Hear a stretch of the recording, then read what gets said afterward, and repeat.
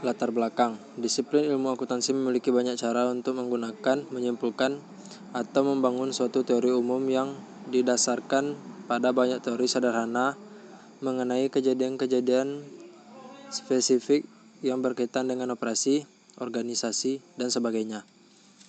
Sampai teori umum ini dihasilkan, kita terus beroperasi dengan berbagai teori yang tidak dapat dihubungkan atau disesuaikan terhadap beberapa karangan kerja akuntansi secara logis. Tidak banyak yang mengetahui bahwa banyak perdebatan tentang teori-teori praktik dan prosedur akuntansi yang muncul dari perbedaan dalam asumsi dan dasar akuntansi. Penjelasan ini adalah sebuah usaha untuk membuka pintu guna menyoroti masalah tersebut dengan harapan agar kita dapat melengkapi lebih lanjut menuju teori akuntansi umum. Setelah mengaji apa yang ditampilkan menjadi konsep akuntansi utama dan sikap serta konsekuensi berbeda yang terlibat, berikut kita akan menganalisis beberapa faktor perilaku yang mendasari, yang menyebabkan terdapatnya perbedaan persepsi. Faktor-faktor perilaku yang mendasari tersebut meniadakan usaha untuk memberikan solusi terhadap dilema itu dan alasan yang tidak dapat dikorelasikan dengan bermacam-macam konsep dasar. Rumusan masalah. Sesuai dengan latar belakang dikemukakan, maka permasalahan yang akan dibahas dalam makalah ini adalah sebagai berikut. Yang pertama, apakah perbedaan persepsi tentang perusahaan? Yang kedua, apakah teori-teori ekonomi perusahaan? Yang ketiga, apakah hipotesis keperilakuan untuk konsep berbeda? Yang keempat, apakah usaha untuk merekonsiliasi konsep dasar? Manfaat dan tujuan penulisan. Adapun manfaat dan tujuan dari penulisan makalah ini adalah sebagai berikut. Yang pertama, menjelaskan perbedaan persepsi tentang perusahaan. Yang kedua, menjelaskan teori-teori ekonomi perusahaan. Yang ketiga, menjelaskan beberapa hipotesis keperilakuan untuk konsep berbeda. Yang keempat, menjelaskan usaha untuk merekonsiliasi konsep dasar. Assalamualaikum warahmatullahi wabarakatuh. Perkenalkan, nama saya Gilang Renaldi dari kelompok 4. Saya akan mempresentasikan hasil diskusi kami, yaitu yang berjudul konsep akuntansi dan hipotesis perlakuan. Saya akan menjelaskan yang pertama, yaitu perusahaan entitas. Pengertian perusahaan. Perusahaan merupakan badan usaha yang menjalankan kegiatan di bidang perekonomian. Bisa disebut itu keuangan, industri, dan perdagangan yang dilakukan secara terus-menerus atau teratur, terang-terangan, dan dengan tujuan memperoleh keuntungan atau laba. Itu yang kedua, tujuan perusahaan. Nilai perusahaan merupakan persepsi investor terhadap perusahaan yang sering dikaitkan dengan harga saham. Harga saham yang tinggi membuat nilai perusahaan juga tinggi. Tujuan utama perusahaan adalah mencapai laba yang optimum, memaksimalkan nilai para pemegang saham. Untuk mencapai hal tersebut, perusahaan harus dapat meningkatkan kinerjanya dengan mengelola aktivitas bisnisnya secara efektif, efisien, dan ekonomis. Yang ketiga itu metode dan teknik yang dikembangkan dalam penilaian perusahaan. Ada 6. Yang pertama itu pendekatan laba seperti metode rasio tingkat laba, metode kapitalisasi proyeksi laba. Yang kedua itu pendekatan arus kas seperti metode diskonto arus kas. Yang ketiga pendekatan dividen seperti pertumbuhan dividen. Yang keempat itu pendekatan aset. Yang kelima metode harga saham. Dan yang terakhir pendekatan nilai tambah ekonomi. Pemangku kepentingan dalam perusahaan ada dua. Yang pertama itu stakeholders primer, dan yang kedua itu stakeholders sekunder. Baiklah, hanya itu yang pertama. Selanjutnya akan dilanjutkan oleh teman saya. Terima kasih. Baiklah, saya Anissa Pratiwi akan menjelaskan tentang subbab yang kedua, yaitu munculnya perbedaan persepsi. Munculnya perbedaan persepsi tentang konsep perusahaan didasarkan pada adanya perdebatan yang cukup hangat mengenai pencatatan akuntansi dalam alur konsep kepemilikan dan konsep entitas. Yang pertama, konsep kepemilikan. Konsep ini memandang kelompok pemilik adalah sebagai pusat kepentingan yang dicerminkan dalam cara-cara di mana catatan akuntansi disimpan dan laporan keuangan disusun. Teori kepemilikan pada umumnya bersifat tertutup atau perusahaan keluarga seperti perusahaan perseorangan dan firma. Mereka yang menganut konsep ini memahami perusahaan sebagai sesuatu yang dimiliki oleh pemilik tunggal, sekumpulan partner, atau sejumlah pemegang saham. Aset perusahaan merupakan kepemilikan dari orang-orang tersebut, dan kewajiban atau hutang perusahaan juga merupakan kewajiban mereka. Yang kedua, konsep entitas. Menurut teori ini, entitas dianggap sebagai sesuatu yang terpisah dan berbeda dari pihak yang menanamkan modal ke dalam suatu perusahaan dan unit bisnis tersebut yang menjadi pusat perhatian dan menyajikan informasi yang harus dilayani, bukan pemilik. Penganut konsep ini memandang aset dan kewajiban sebagai milik entitas dan bukan milik pemegang saham atau pemilik perusahaan. Yang ketiga yaitu konsep tanggung jawab sosial atau corporate social responsibility, yaitu upaya perusahaan untuk meningkatkan kepedulian terhadap masalah sosial dan lingkungan dalam kegiatan usaha, dan juga pada cara perusahaan berinteraksi dengan stakeholder yang dilakukan secara sukarela. Stakeholder bukan hanya masyarakat dalam arti sempit, yaitu masyarakat yang tinggal di sekitar lokasi perusahaan, melainkan masyarakat dalam arti luas seperti pemerintah, investor, elit politik, dan sebagainya. Sekian penjelasan dari saya, selanjutnya akan dijelaskan oleh Intan Permatasari. Assalamualaikum warahmatullahi wabarakatuh. Saya Intan Permatasari. Di sini saya akan melanjutkan pembahasan dari Anissa.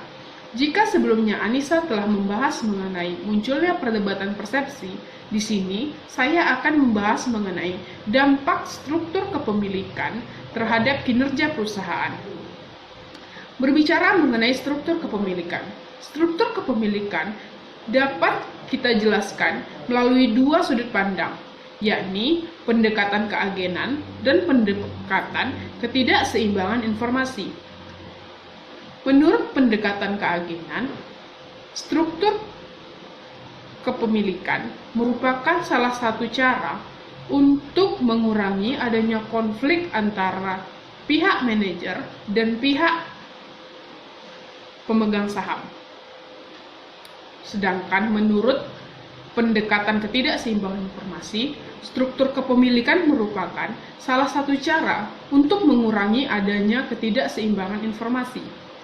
Pada tahun 1976, Jensen dan Making pernah mengatakan, istilah struktur kepemilikan merupakan suatu cara untuk menunjukkan variabel-variabel yang penting pada struktur modal bukan hanya terletak pada ekuitas dan hutang, namun presentasi kepemilikan saham juga turut menentukan. Lalu, pada tahun 2002, Wahidawati juga mengatakan, kepemilikan manajerial adalah kepemilikan oleh pihak manajemen yang secara aktif ikut dalam pengambilan keputusan. Lalu pada tahun yang sama, yakni 2002, Mahadwarta dan Hartono juga mengatakan, semakin besar proporsi kepemilikan saham oleh pihak manajemen, maka manajemen tersebut akan semakin lebih baik, akan semakin lebih giat untuk kepentingan dari pemegang saham, karena notabene adalah mereka sendiri. Lalu kita berbicara mengenai kinerja perusahaan. Kinerja perusahaan adalah segala kegiatan dari operasional perusahaan. Operasional perusahaan tersebut dapat ditunjukkan oleh laporan keuangan dalam pencapaian laba yang baik. Laba sendiri, yang mana kita tahu, merupakan selisih antara revenue dan expense. Laba merupakan selisih dari pendapatan dan biaya. Sehingga, manajer dalam mengelola perusahaan tentu akan memaksimalkan pendapatan dan menekan biaya. Lalu, bagaimana dengan dampak struktur kepemilikan terhadap kinerja perusahaan? Kepemilikan saham yang dimiliki oleh manajer atau kepemilikan saham yang dimiliki oleh pihak manajemen akan sangat berdampak kuat terhadap kinerja perusahaan. Ini dibuktikan oleh penelitian Mudambi pada tahun 1995.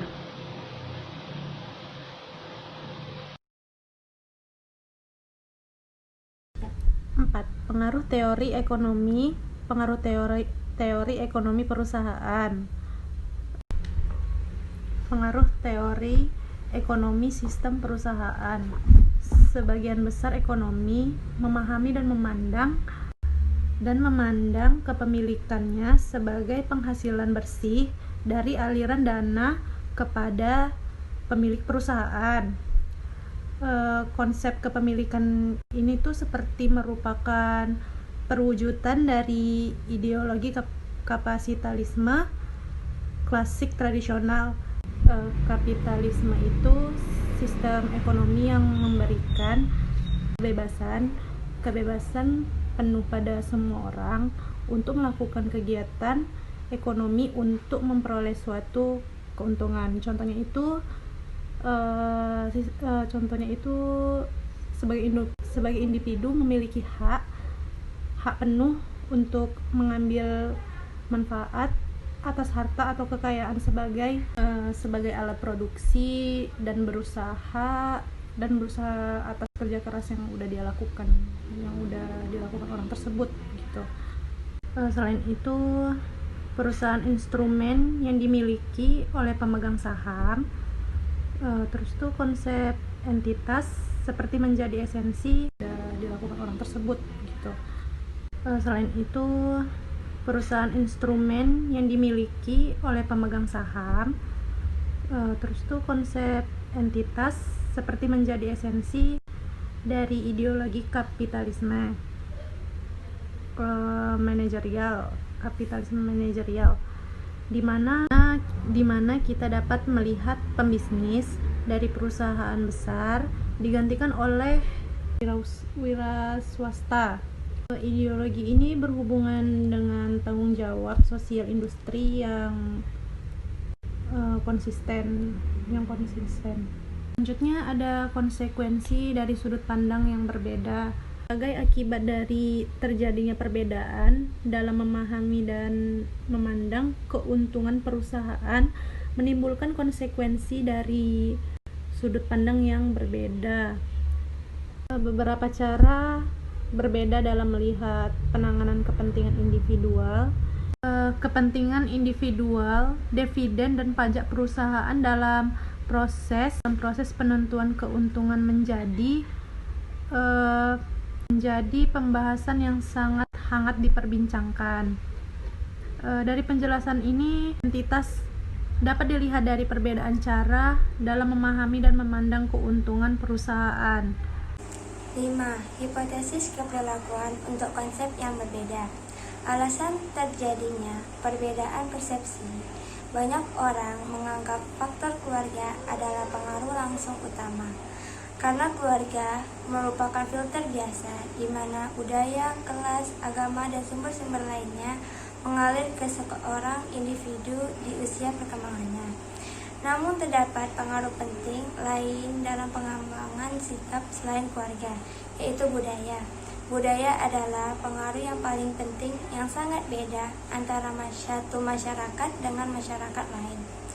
Namun dalam pembahasan ini, budaya tidak menjadi faktor penting karena terdapat perbedaan persepsi dalam satu budaya. Manusia tidak sepenuhnya menyadari seluruh aspek dari struktur nilai mereka yang mereka terapkan. Ada beberapa hipotesis mengenai konsep kepemilikan. Yang pertama, terdapat hipotesis bahwa sebagian besar pemegang saham yang memiliki saham dari perusahaan dalam jumlah yang substansial menganut pemandangan kepemilikan. Itu dapat dipastikan bahwa sebagian besar kepemilikan tunggal.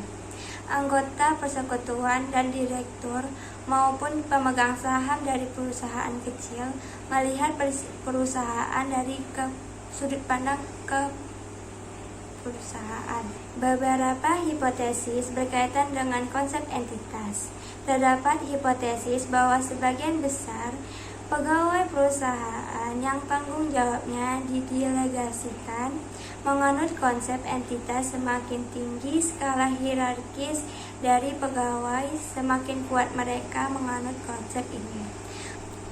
Mayoritas dari pegawai semacam ini, baik secara sadar maupun tidak, memandang entitas sebagai pemilik dari keuntungan mereka mendapat aset bersih.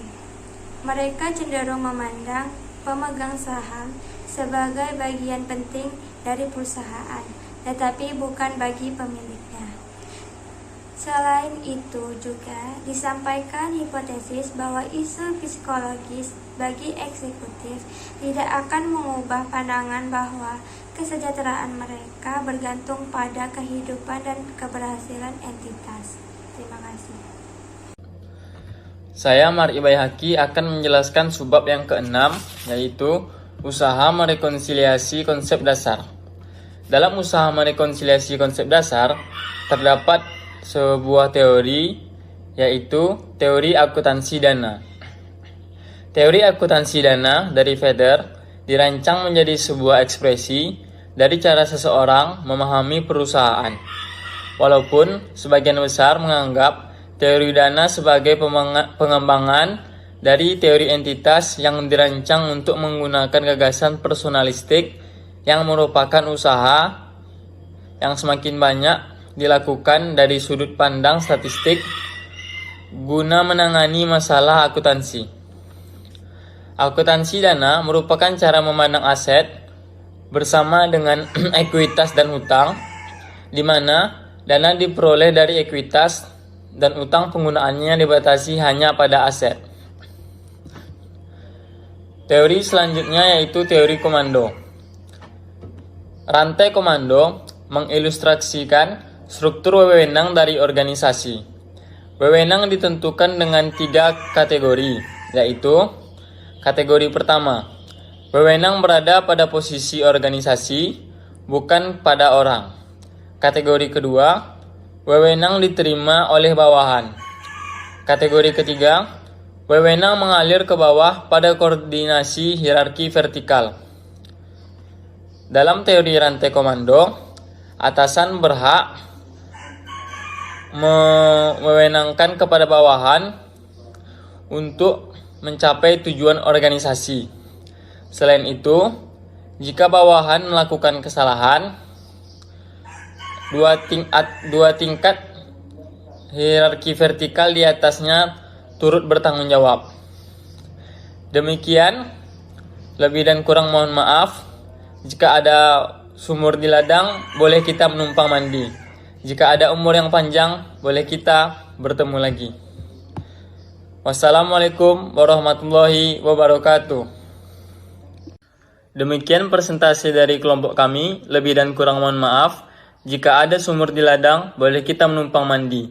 Jika ada umur yang panjang, boleh kita berjumpa lagi. Wassalamualaikum warahmatullahi wabarakatuh.